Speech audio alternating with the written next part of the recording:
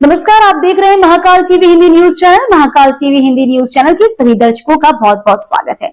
मैं हूं आपके साथ अंकिता। आइए शुरुआत करते हैं आज की कुछ खास खबरों से। कुरावली क्षेत्र के हाफिजपुर गांव में दूषित पानी से दर्जनों ग्रामीणों के बीमार होने और 2 की मौत का मामला तूल पकड़ता जा रहा है।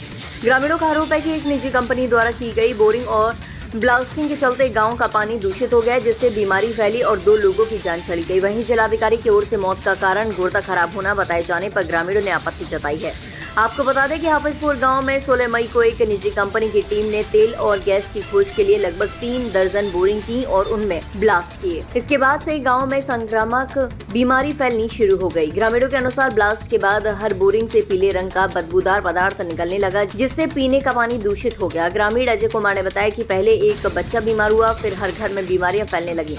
इस वक्त भी गांव में करीब 20 से 25 लोग बीमार हैं। वहीं गांव निवासी मोहनलाल और एक बच्ची की मौत हो चुकी है। मोहनलाल के भाई विजयपाल के अनुसार मोहनलाल की तबीयत बिगड़ने पर इलाज कराया गया, लेकिन कुछ समय बाद उसकी मौत हो गई।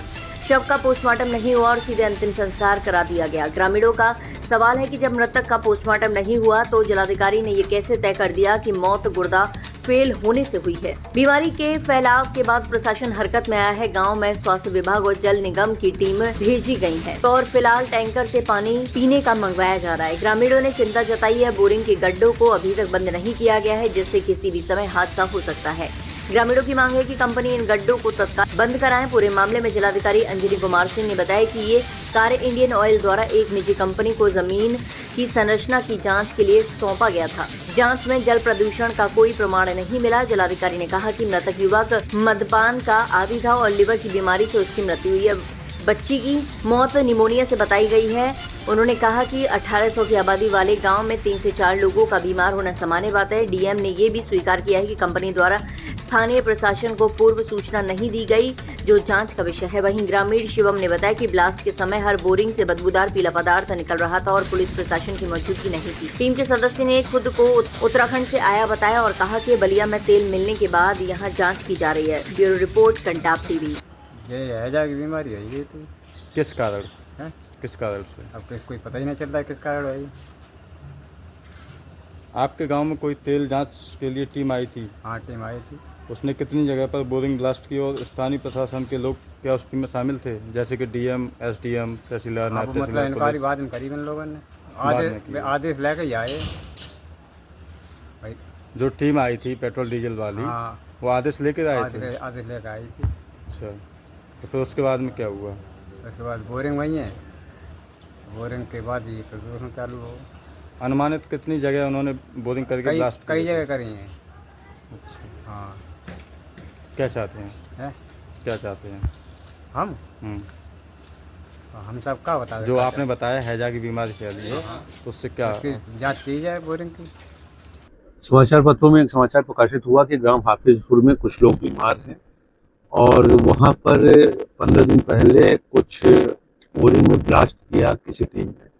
तो समाचार पत्रों से जब ये संज्ञान में आया तो मैं स्वयं कुरावली तहसील के हाफिजपुर गांव में गया और जब इस बात की जानकारी की गई तो यह पाया गया कि जमीन के अंदर की संरचना की जानकारी करने के लिए oil and natural gas company ने किसी वर्किंग एजेंसी को ये काम सौंपा था और उन्होंने सिर्फ 2D सिस्मिक ग्राफ खींचने के लिए ये प्रयोग किए थे और इस प्रयोग से किसी तरह का कंटेमिनेशन पानी पर प्रत्यक्ष रूप से नहीं पड़ता हुआ पाया गया।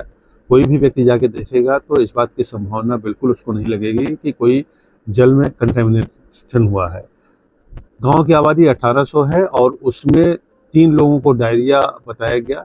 2 लोगों की मृत्यु के समाचार भी प्रकाशित हुए थे। उसमें एक 27-28 साल का लड़का था जिसके लीवर खराब था और वो मद्यपान का आदी था।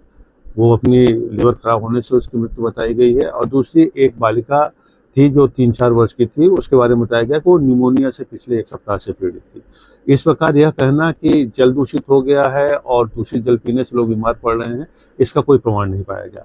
वहाँ मेडिकल की टीम भी भेजी गई थी और 1800 की आबादी में सामान्य रोग पाया गया। कुछ लोगों को 3-4 लोगों को या इससे थोड़ी ज़्यादा संख्या हो सकती है, लेकिन वो भी स्वाभाविक संख्या है। डायरिया या बुखार था, तो इतनी बड़ी आबादी में कुछ लोगों का अस्वस्थ होना अस्वाभाविक नहीं है। प्रथम दृष्टया यह सत्य नहीं पाया गया कि जल दूषित हुआ है या इस प्रकार के प्रयोग के कारण किसी प्रकार की बीमारी फैली है। लेकिन सर तमाम जो सबमर्सिबल है उनमें गंदा पानी आ रहा है काफी। नहीं, गंदा पानी आने की भी बात समाचार पत्रों में ही प्रकाशित हुई थी।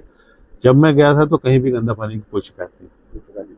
सर यह भी ध्यान देने योग्य है कि यह प्रयोग 16 तारीख को हुआ है और समाचार पत्र प्रकाशित करते हैं इसको 2 जून को। तो अगर कोई कंटेमिनेशन या गंदा पानी की शिकायत थी तो उस प्रयोग के तत्काल बाद होनी चाहिए थी, वो नहीं हुई। तो मुझे लगता है कि इस समाचार के स्रोत की जानकारी की जानी चाहिए, क्योंकि भौतिक निरीक्षण पे यह समाचार या इस समाचार में मौलिक जो बातें थी सत्य नहीं पाएगी। सर ऐसी अगर कोई टीम आती है इस तरीके की जांच करने तो क्या डिस्ट्रिक्ट लेवल पे एडमिनिस्ट्रेशन कोई ऐसा इंफॉर्मेशन? यह जांच का विषय है कि संबंधित एसडीएम को उन्होंने सूचना देनी आवश्यक क्यों नहीं समझी। हालांकि उन्होंने एक पत्र प्रस्तुत किया है जिसमें यह कहा गया है कि एक टीम जाकर इस प्रकार की जांच करेगी। तो यह अभी जांच का विषय है कि उन्होंने संबंधित एसडीएम को या लोकल प्रशासन को इस बात की जानकारी क्यों नहीं दी। तो फिलहाल के लिए इस खबर में इतना ही। देश दुनिया की तमाम बड़ी खबरों को देखने के लिए देखते रहें महाकाल टीवी।